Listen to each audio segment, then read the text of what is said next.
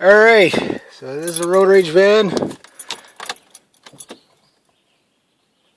See, my dash is not coming on. It was coming on yesterday.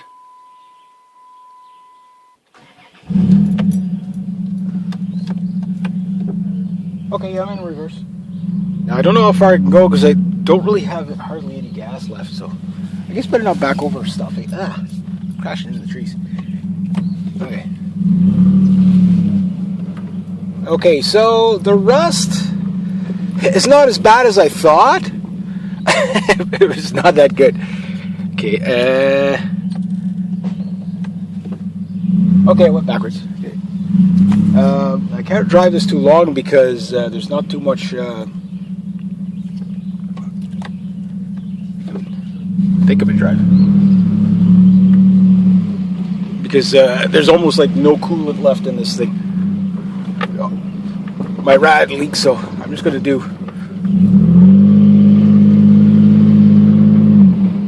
some fancy there. That. I got to figure out what that is. That was one of the main reasons why I parked it. And at 50 miles an hour when I'm doing that, I'm just going to pull into my uncle's here. It's really terrifying. Don't crash into my cousin's car, maybe. So it still drives. Okay, no, that's neutral. Spin. Out, fly the head. Freaking deer flies. Brakes test.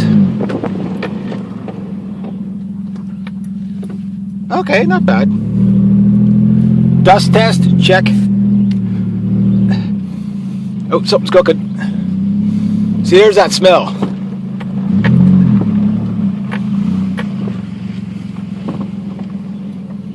Okay. But what happened to my dash? Oh. I don't know if that's my brakes cooking, whatever's cooking when I... I forgot about that. So that's, yeah, okay. And but what happened to my dash? I mean, like, here I am trying to do an assessment to keep this thing alive, and it decides to, for the first time ever, the dash doesn't light up, and I don't, like, nothing's working, so I don't know what fuse that would be. I'll have to go through it. So, assessment. I guess you guys are going to want to see the engine, too. Assessment. Okay, I have 2 days to decide how much money I'm willing to waste on this thing. There's a little bit of a backstory to this. For those of you who don't know, this was my mom's last vehicle, so it would be kind of cool. But my mom would be slapping me in the back of the head if I was wasting money on it too. So it drives okay. I mean, that gas that's left in the tank, whatever, or the fumes that are left in there, because there's not much in there. The needle was on empty when I parked it. And hang on, just gotta get the hood up. Bear with me. Okay, nothing caught fire, so that's good. Battery's about less than 2 years old. Okay, so I have till Friday to decide whether to keep the license on this. But I can't drive it the way it is. You could hear that knocking. I don't know if that's a wheel bearing. I don't know if it's a rotor. I did do this. Yeah, it was that rotor I did.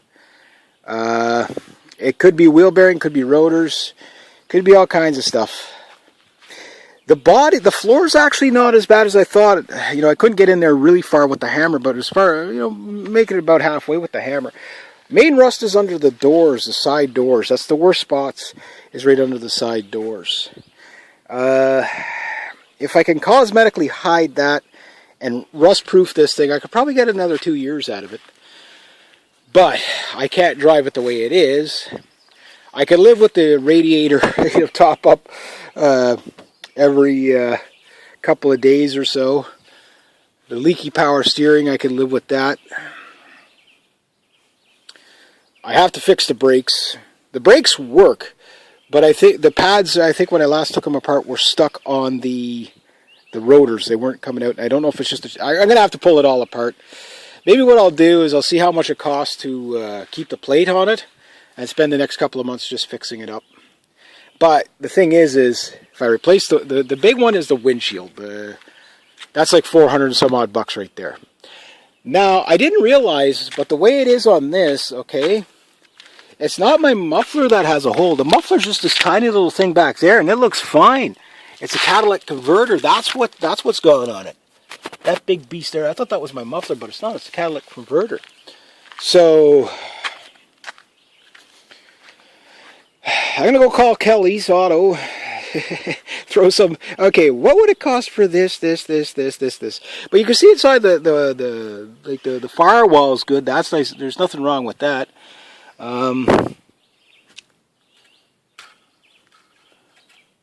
Yeah, I don't know how well that's going to do. I'm going to have to replace the plugs. I have no idea how I'm going to get to the back 3 plugs on there. This is a 6-cylinder. I always thought this thing was a 4-cylinder, but I never really looked at it. You know what I mean? It's like I just, drove it. But basically, you guys are probably at this point have followed a series of me on my fast green stomp machine, my Prestige motorcycle, which I have in the stable over here, aka Pegasus. There she is. She's all beautiful. I spent 10 days doing work on that sucker, just cleaning everything up. The IACV valve, the blowing out the injectors, all that stuff. And today we'll be ride number 47 on that. The main goal for this is a winter beater anyway, so there's no rush to get it back on the road.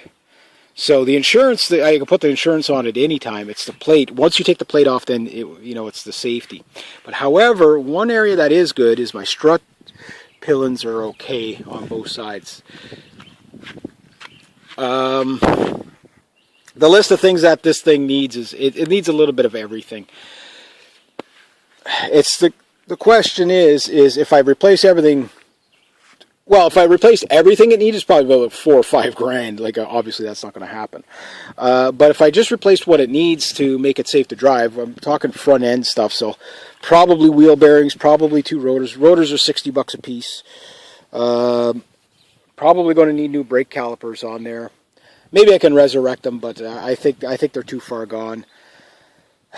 Whatever's causing that jump, that might be. Maybe I can just get the rotors respun. That's a possibility.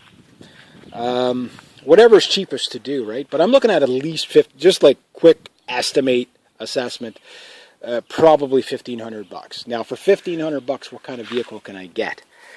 But if I get this thing up on a hoist, or redneck hoist, meaning block it up until you can roll your fat butt under it, get myself a nice bodysuit or go in there with the hammer, bang the rust off of it, get in there with the grinder, grind what I can. I'll have to remove all the burnable stuff like the fuel tanks and all that. Basically, just put it up on blocks, pull everything off, clean everything up, put it back together. I'm looking at 2 months. Just doing that. Well, to do it right anyway.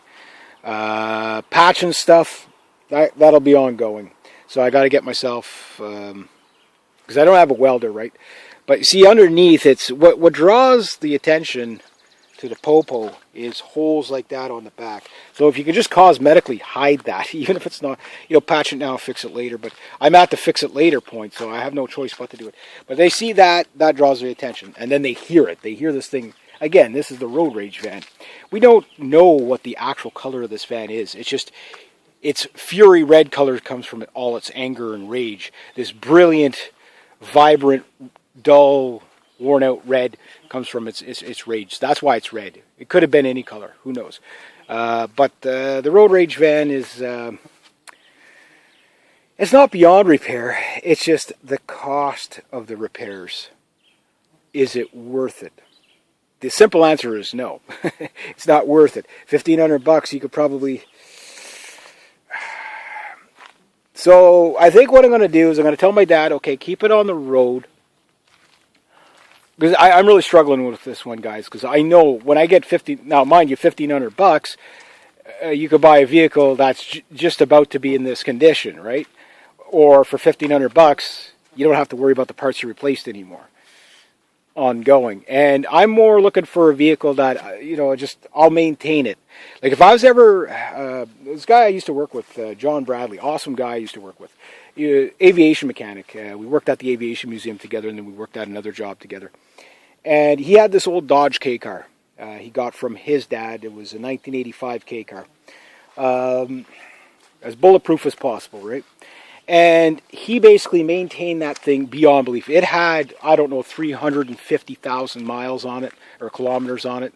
Over 180,000 miles. And it ran like it had gremlins in it, but everything was done on the cheap, but done properly. So it's like, okay, well, rather than replacing it with this hose, I'll just go get some cheaper hydraulic hoses that are even better than the manufacturer hoses, and fit this fitting to this fitting to this fitting, and now everything, like he used to get airlock in there, and the unit, buying a new unit was for the fuel pump and that, where it was getting the airlocked, he was getting airlock in his radiator, so replacing the radiator and whatever part was worn out, it was cheaper for him. He basically fixed the problem for $15 versus a few hundred. So, and that's the goal I want, is just give me something that runs and I'll keep it running. Because if I can keep this thing running, I mean, the engine itself is not bad. Like, it's corroded. The header pipe has probably seen better days, but if I were to clean it up, get some new hoses in here, get some plugs, do an oil change finally. If I were to do some stuff like that to it, my concept with this thing, like, this is how life kind of hits you, but was run it into the ground, save up money, and when this thing goes, I'll have money aside and I'll just go buy another vehicle. And I had $2,200 set aside. It took me, I don't know, I forget how long it took me, between getting the driver's license, between getting the motorcycle license and the motorcycle. That was the other thing as a replacement. And I was like, well, why stop at 2,000? Ride it into the ground or until it gets pulled off the road, and then maybe I have $3,000 or $4,000. So it might take a year, 2 years, whatever. Don't spend it until you need to. And then I just walked through a big pile of rust. Whoop. But anyway, you don't spend it till you need to. But then, of course, YouTube, knocked away everybody's income. And then, of course, what happens with that? You guessed it. Like, all that money's gone now. Like, and there's no vehicle, which I probably should have gambled. But when you're in panic mode, it's like, everything I do is a gamble.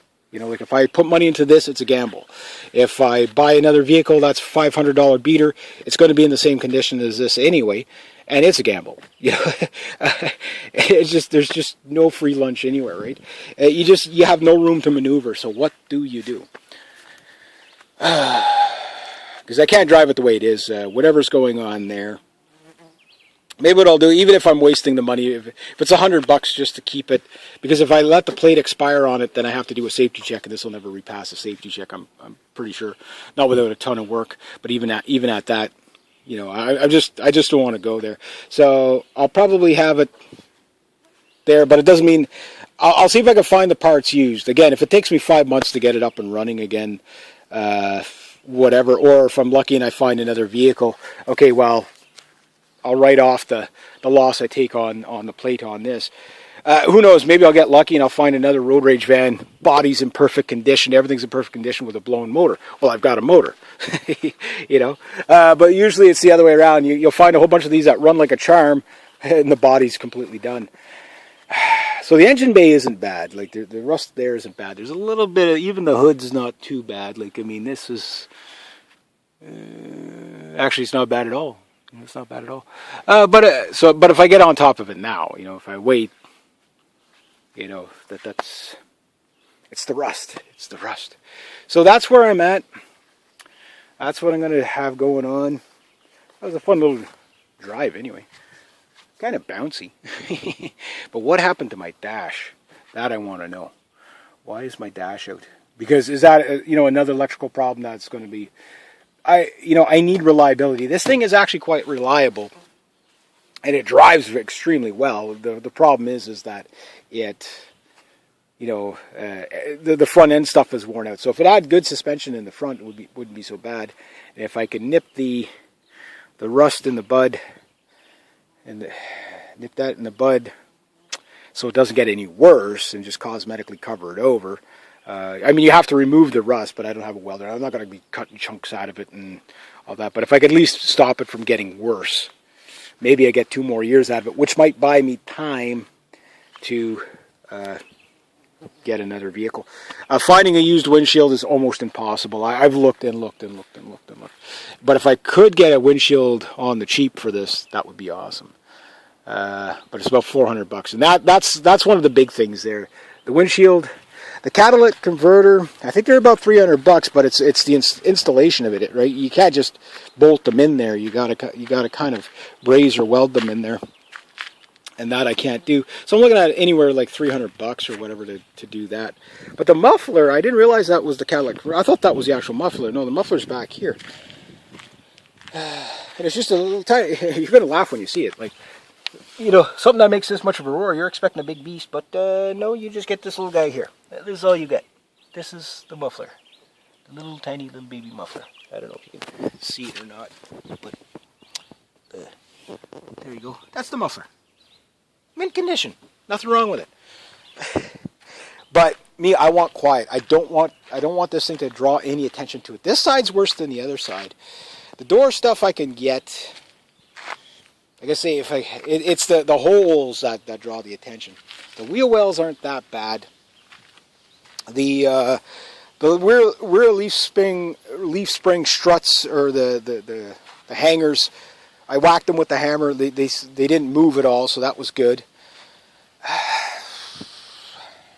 The floor, it seems good. Like wherever I hit it, like it doesn't seem like it's going to go through the floor anytime soon. But I was sure like the floor flexed the last time I jumped in the back when it was over there. Maybe it was just the way it was sitting, and it just, you know, felt like it was flexing. But no, it does seem like it might be salvageable. Yeah, well, it's salvageable, but at what cost? I know I'm repeating myself now, but when I'm thinking out loud like that, it's just you're going to get that.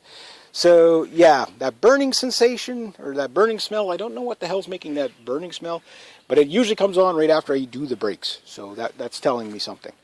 I don't know, guys. I don't know. Maybe what I'll do is I'll get my dad just to putt around with it, see if he thinks it's worth it. 'Cause you know, like, do I want to put that much money into it? Like, it's. What do you do? What do you do? All right, I'm just babbling now, so. All right, guys, there you go. That's the assessment of the road rage van. That's where we're at. Stay tuned. Maybe now I'll clean it or something. That's something I don't think I've ever done. Well, no, I hosed the dirt off of it. I never vacuumed it out. I'm gonna blow all the dust out of it. That's what I'm gonna do.